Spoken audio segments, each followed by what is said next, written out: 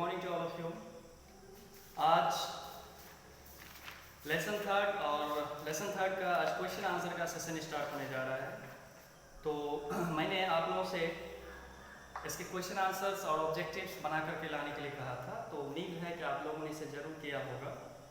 बशर्ते जो बच्चे ऑनलाइन क्लास में प्रेजेंट रहते हैं, मैं उनके लिए ज़्यादा अग्रसित हूँ इस चीज़ को लेकर के।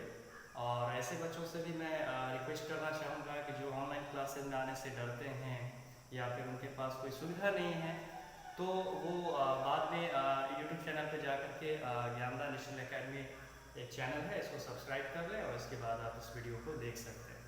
तो चलिए स्टार्ट करते हैं आज का question answer session. Lesson third सबसे पहले है टेस्ट योर सेल्फ, और इसमें जो फर्स्ट टाइप क्वेश्चन है वो है MCQ यानी मल्टीपल चॉइस क्वेश्चंस। और इसमें क्वेश्चंस दिए जाते हैं, इसमें 4 ऑप्शंस दिए जाते हैं और इसमें जो सही ऑप्शंस होते हैं उसमें आपको टिक लगाना होता है। तो let's begin the question number first, and the first question is the process of rearing silkworms is called. मैंने बताया था कि जो सिल्कवर्म है इसे रेयर करने का, इसको पालने की जो प्रक्रिया है, इसे हम क्या कहते हैं। देखिए 4 ऑप्शन है। ऑप्शन नंबर ए है सेरिकल्चर, ऑप्शन नंबर बी है horticulture, option number C is apiculture and last option number D agriculture. तो इसमें जो सही ऑप्शन लगे आप उसमें टिक लगा दें। तो चलिए हम बढ़ते हैं क्वेश्चन नंबर 2 की ओर, और ये सवाल नंबर 2 है, why do traffic policeman wear white uniforms with reflective surfaces. देखिए बहुत ही सिंपल सवाल है, मैं इसको हिंदी में ट्रांसलेट कर देता हूँ कि आखिरकार ट्रैफिक पुलिसमैन जो होते हैं ना कि वो सड़क पर काफ़ी ज़्यादा या 4 साइडेड कॉर्नर्स वगैरह होते हैं, चौराहा होता है, तो वहाँ पर ट्रैफिक पुलिसमैन को खड़ा किया जाता है। इसका क्या पर्पस, इसका क्या रीज़न है? ताकि वो ट्रैफिक को कम कर सके, बाजार में भीड़ को कम रख सके, ट्रैफिक रूल्स फॉलो करवा सके, इन सब चीज़ों के लिए वो खड़े किए जाते हैं। तो आपने देखा होगा कि ट्रैफिक पुलिसमैन जो होते हैं वो थोड़ा रिफ्लेक्टिव कलर्स के कपड़े क्यों पहनते हैं। देखिए ऐसा इसलिए होता है ताकि दूर से जब कोई गाड़ियाँ आ रही हो तो उस रिफ्लेक्टिव क्लॉथ्स का एक नेचर होता है कि जब उस पर लाइट पड़ता है तो वहाँ से वो लाइट रिफ्लेक्ट होकर के दूर से आ रहे लोगों को स्पष्ट दिख जाता है कि सामने कोई खड़ा है, ये फायदा होता है। तो यहाँ पर 4 ऑप्शंस दिए गए हैं। Number A, to make them easily visible, कि वो आसानी से दिख जाए। नंबर बी है to make them visible specially at night, ताकि वो रात में आसानी से दिख जाए। To make them look different, या फिर वो ऐसा इसलिए करते हैं, ऐसा कपड़ा इसलिए पहनते हैं ताकि वो थोड़ा सा अलग दिख सके, या फिर to make them look good, या फिर वो अच्छा दिखने के लिए पहनते हैं। तो इसमें से जो आपको सटीक ऑप्शन लगे आप उसमें टिक लगाएंगे। अब हम बढ़ते हैं क्वेश्चन नंबर 3 की ओर। देखिए सवाल है, high altitude units wear white uniforms with. अब देखिए जो हाई एल्टीट्यूड यूनिट्स होते हैं, बेसिकली जो पर्वतारोही होते हैं, जो माउंटेनियर्स होते हैं, जो पहाड़ों पर चढ़ाई करने वाले लोग होते हैं, तो बेसिकली वे व्हाइट यूनिफॉर्म्स पहनते हैं, और वो भी उल फिलिंग्स के साथ, नायलॉन फिलिंग्स के साथ, सिल्क फिलिंग्स के साथ, या फिर पॉलिस्टर फिलिंग्स के साथ। तो इसमें से कौन सा सही ऑप्शन है? मैंने बताया था इसके बारे में कि वे जो होते हैं, जो जिस तरह का कॉस्ट्यूम यूज करते हैं, बेसिकली उसमें किस तरह का आर्टिफिशियल मटेरियल यूज किया जाता है ताकि ऊपर जाने पर उन्हें ज़्यादा ठंड महसूस नहीं हो। तो ठंड से बचने के लिए इसमें किस तरह के फीलिंग्स का यूज किया जाता है। तो मैंने अभी 4 ऑप्शंस बताए, आपको जो सही ऑप्शन लगे आप उसमें टिक लगाएंगे। चलिए क्वेश्चन नंबर 4 की ओर बढ़ते हैं।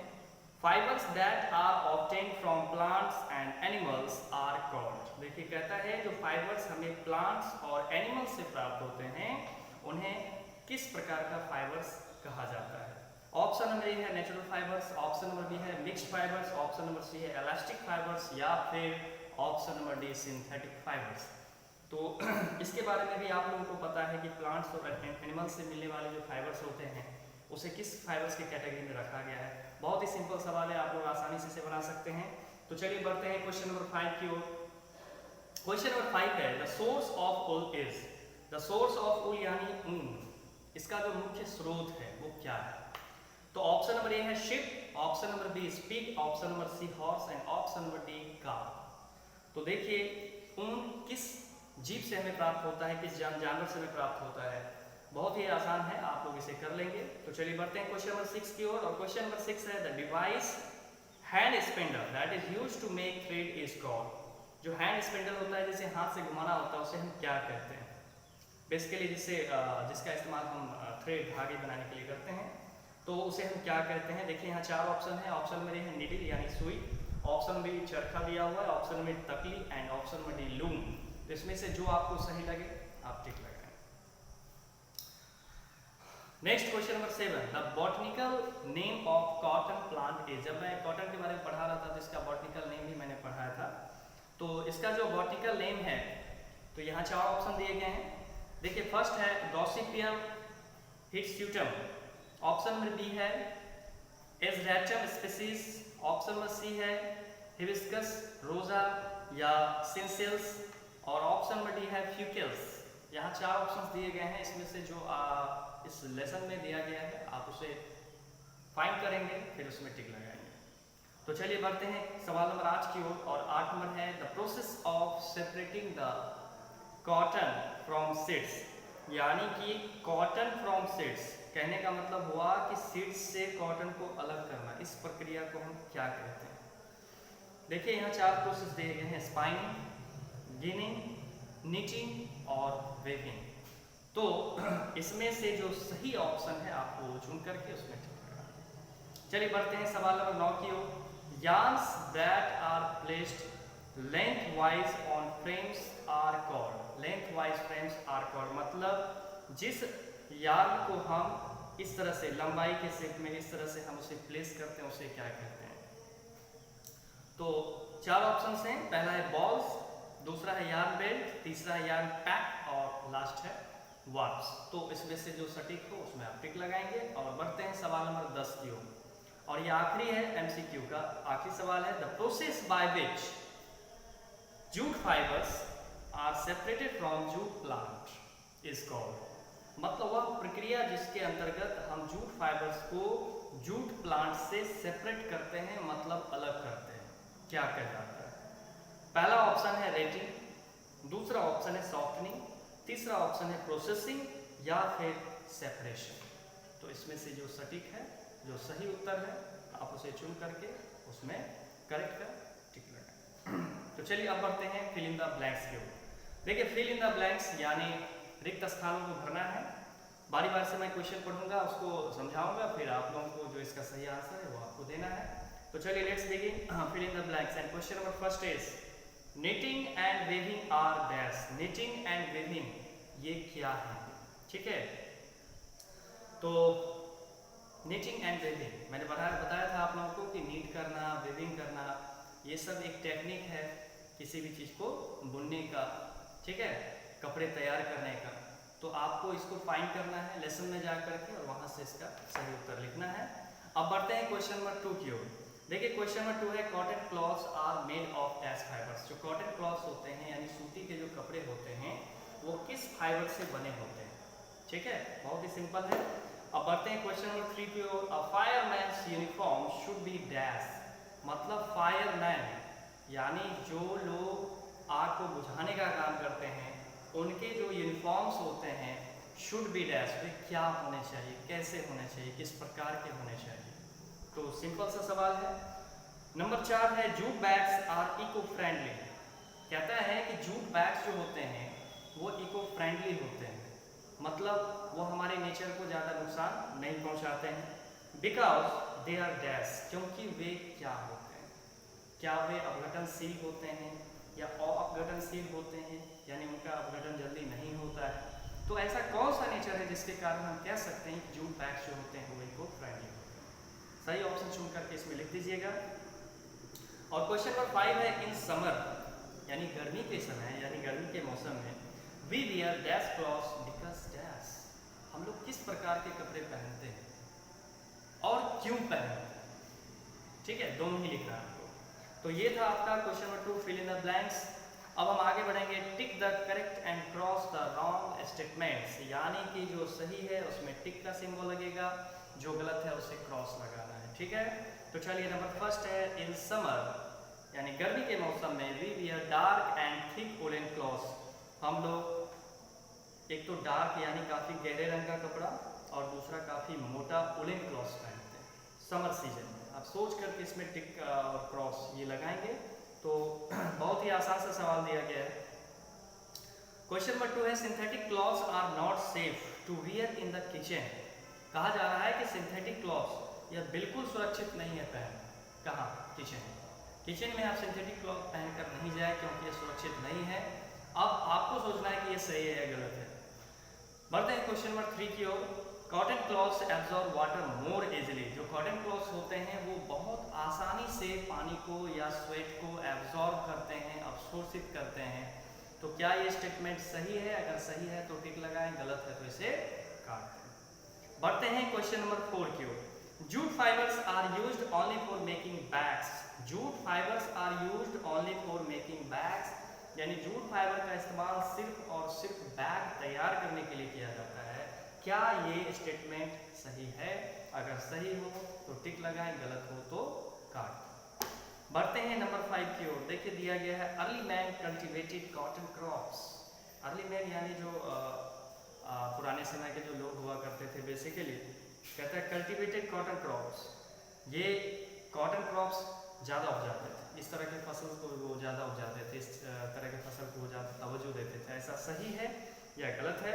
तो आपको जैसा लगे आप उसमें टिक लगाएंगे या फिर क्रॉस करेंगे। नेक्स्ट है question number 6। Cotton is made in factories, यानी कॉटन जो है वो फैक्ट्री में तैयार किया जाता है। ठीक है, इस स्टेटमेंट में थोड़ा सा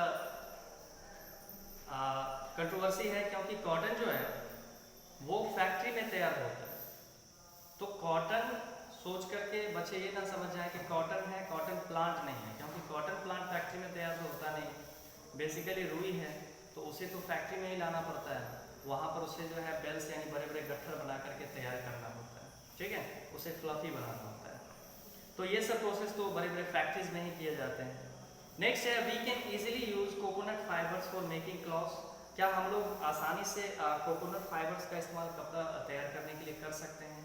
तो वो उतना आसान भी नहीं होता है, इस बात को समझ लें, क्योंकि इसके भी कुछ प्रोसेसेस होते हैं, कुछ प्रक्रियाएं होते हैं जिससे होकर के गुजरना होता है, उसके बाद फिर ये क्लॉथ तैयार हो पाते हैं।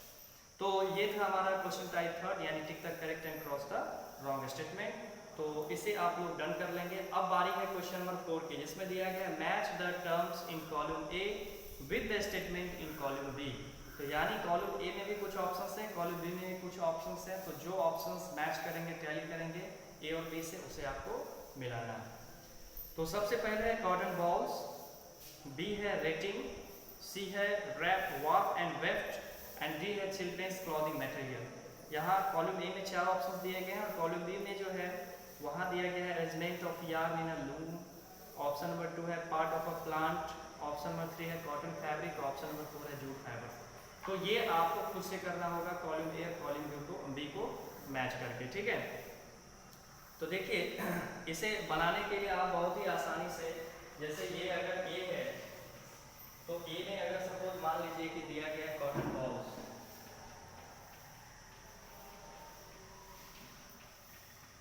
तो इसके आगे भी हम इसका उत्तर लिखेंगे। ठीक है, अब जैसे देखिए कॉटन बॉल्स किस चीज से तैयार होता है, तो बहुत ही आसान है, कॉटन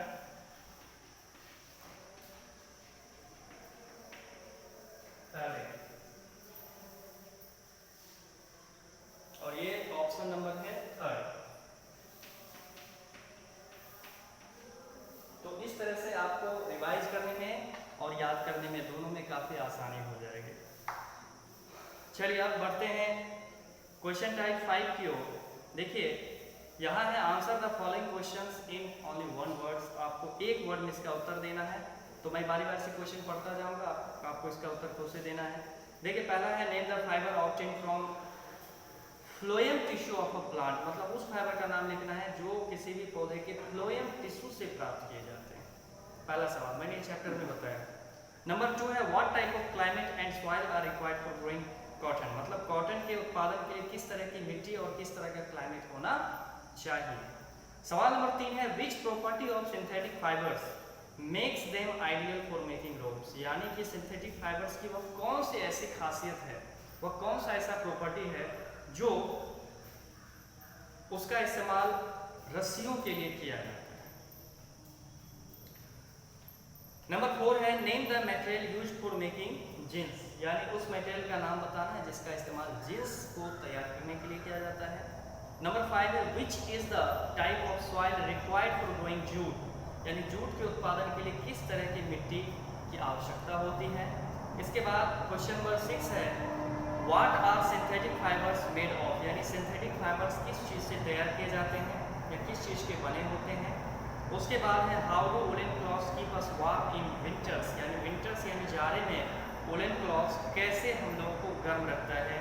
और नंबर 8 है name the apparatus used for producing fabric from yarn, मतलब उस एपरेटस का नाम लिखना है जिसका इस्तेमाल फैब्रिक यानी यार्न है ना, यार्न से फैब्रिक तैयार करने के लिए किया जाता है। तो वो जो एपरेटस होते हैं बेसिकली जो साधन है उसका नाम है। ठीक है, अब देखिए क्वेश्चन टाइप 6 है answer the following question in short. इसको आप संक्षेप में लिखेंगे। पहला सवाल है why do we need clothes, मतलब हमें कपड़े की जरूरत क्यों होती है। दूसरा है list 2 uses of jute, jute के कोई भी 2 इस्तेमाल क्या क्या है वो लिखना है। नेक्स्ट है why do burning paper and burning cotton smell the same, मतलब जलता हुआ कपड़ा और जलता हुआ कागज, यानी कि जलता हुआ कॉटन और जलता हुआ कागज दोनों का स्मेल हमें सुगंध जो होता है वो एक जैसा क्यों लगता है।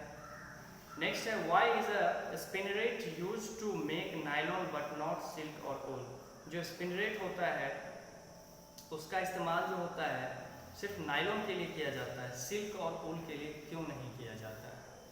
उसके बाद नंबर 5 है differentiate between fibres and fabrics, fibres और फैब्रिक्स के मध्य में आपको जो उसका डिफरेंस है वो आपको लिखना है।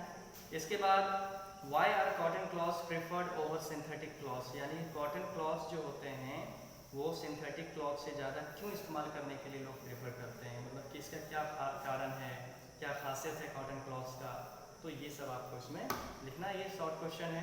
अब बारी है अब लॉन्ग क्वेश्चंस के।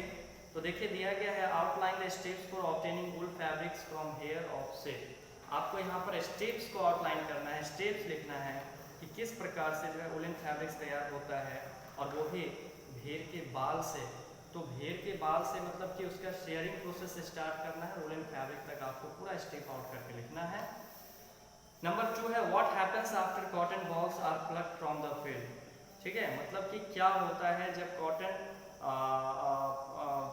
क्या कहते हैं कॉटन बॉल्स आर प्लग, यानी कॉटन बॉल्स को जब प्लग मतलब तोड़ना होता है, यानी खेत में जो कॉटन के जो फसल लगे होते हैं कॉटन प्लग, उससे जो बॉल्स को तोड़ा जाता है तो उसके बाद उसका क्या किया जाता है।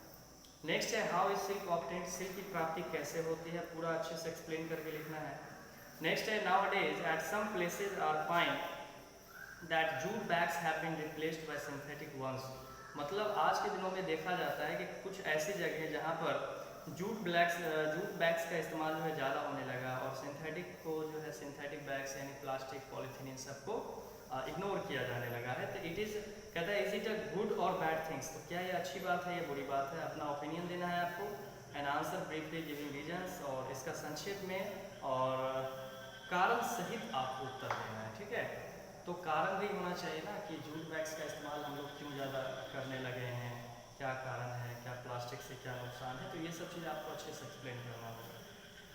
नेक्स्ट है what are the advantage and disadvantage of jute, jute के क्या लाभ हैं और क्या नुकसान है, दोनों आपको लिखना है। और फाइनली नंबर 6 है what are synthetic fibres, give some example, synthetic fibres क्या होते हैं और उसके कुछ एग्जांपल्स भी आपको लिखने हैं। ठीक है, तो आज का क्लास हम यहीं ख़त्म करेंगे। अब बारी है आप लोगों की, आप लोगों को इसका क्वेश्चन आंसर्स ऑब्जेक्टिव्स ये सब अच्छे से करना होगा, और आपके पास अभी 1 दिन 2 दिन का समय भी रहेगा, तो आप लोग कृपया ऐसे कर लें और अच्छे से स्टडी करें, और फिर नेक्स्ट एक्सरसाइज के लिए हम लोग तैयारी करेंगे। तो पहले सबसे पहले 1, 2, 3 चैप्टर 1, चैप्टर 2 और चैप्टर 3 को अच्छे से आप लोग प्रिपेयर कर लेंगे। तो आज के लिए इतना ही, बस, थैंक यू।